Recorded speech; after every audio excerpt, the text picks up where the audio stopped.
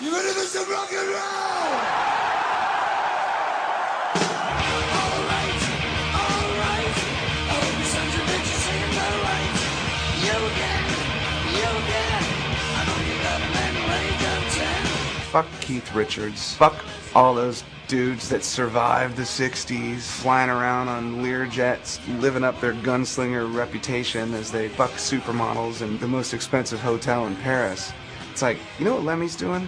Lemmy's probably drinking Jack and Cokes and writing another record.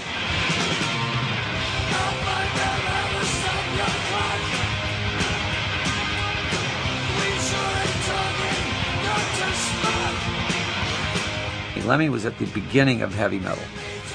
You know, maybe even pre-Black Sabbath. Without Lemmy, there'd be like Motorhead, there'd be no Metallica, no Megadeth, no Slayer, nothing. There wouldn't be any of the heavy metal we have today. There's no words to describe him, really.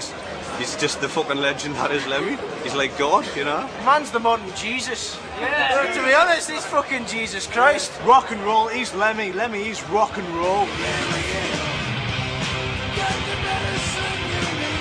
If we were in the 17th century, you don't think he'd be a pirate? All the guys in Motorhead, they're pirates.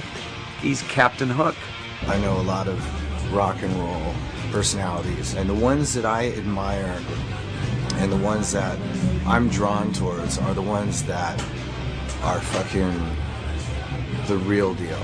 You know, the people that live, sleep, and breathe rock and roll is a lifestyle, an attitude. And he represents that to me, and there's only a handful of guys that are still alive that represent that. When someone gets so big that what they do musically is just an asterisk for what they represent, you know, I mean, there's few people that attain that sort of stature. Immeasurable influence Lemmy has had. Staying true to your beliefs and being an inspiration to all. Everything he delivers is sincere and authentic in a sense, you know. It's rock and roll, it's simple, but it's done real. Nobody told him to do anything that he wasn't completely natural and comfortable doing. And that's rare, man. And that's why I think we respond with respect, because we want to be like that.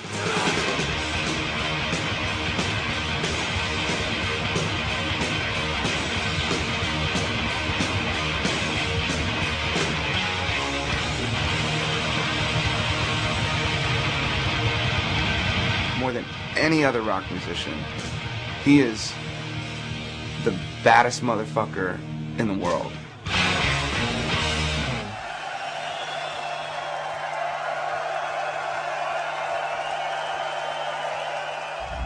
Little kid on the corner in Soho, 4 o'clock in the morning. This cop comes around the corner and said, "Hello, Sonny." The kid says, "All right, you know." He said, "What are you doing?" He said, "I'm looking for a whore." "And how old are you?" He said, "I'm 9, right?" He said, "What do you want a whore for?" He said, "I want to get a disease." He said, "What kind of fucking disease?" He said, "A sexually transmitted one, officer." The guy said, "Well, what do you want to get a fucking disease for?" He said, "Well, if I get it, I go home and I fuck the babysitter and she gets it. And she fucks my dad and he gets it. And he fucks my mum and she gets it. And she fucks the gardener, and that's a cunt after because he squashed my frog."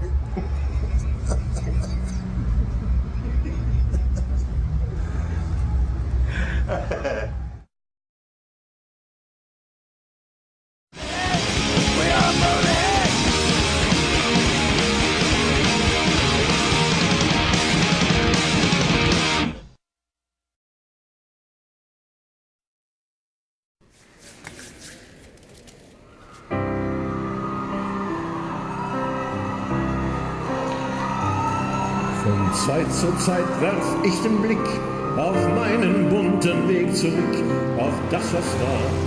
Und dabei wird mir klar, ich würde es wieder tun. Udo, siehst du den Mann mit dem Fagott hier?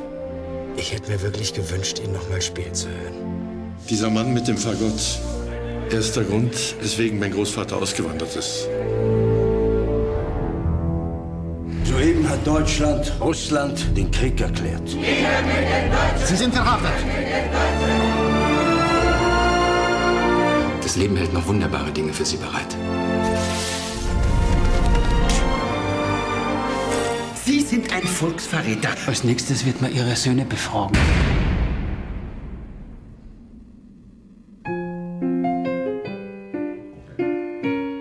Das ist wunderschön. Ich schenke es dir. Hat er denn Talente? Die Musik bedeutet ihm anscheinend schon sehr viel. Musik. Meine Damen und Herren. Ein Tag wie jeder. Udo Jürgen. Das sieht toll aus. Ich träum von Liebe. Wir müssen endlich beginnen, von uns selbst zu erzählen. Doch eben nur. Von unserem Land. Ein Traum. Die Zeit der Schnulzen geht vorüber. Sie können auch sofort alles selbst komponieren, aber nicht mehr bei uns. Menschen, wohin Udo, geh deinen Weg. So hat's dein Großvater auch gemacht. Großstadtgetriebe.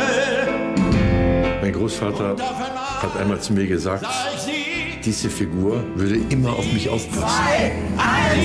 7. Jahr, blondes Haar.